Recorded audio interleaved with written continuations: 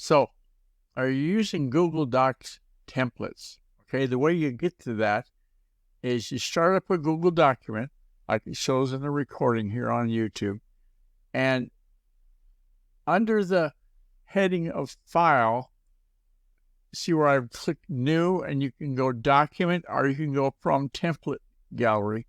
Let's take a look at that. In Template Gallery, there's a lot of free templates that are available, and some of them you'll see a little blue button for add-on. That means you gotta get an extra extension in the Google Docs to make that happen. Like if you want to have the business process manual, there's an add-on for that. Okay, take a look at those.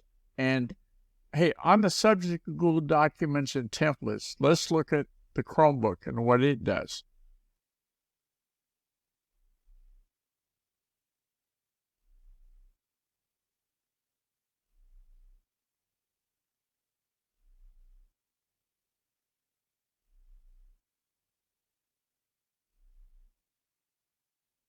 Hey, to contact me, use the secure contact form on GuyRcook.com. If you like this episode on YouTube, and give it a thumbs up on YouTube.com and click the bell to subscribe to future episodes. It's a wrap.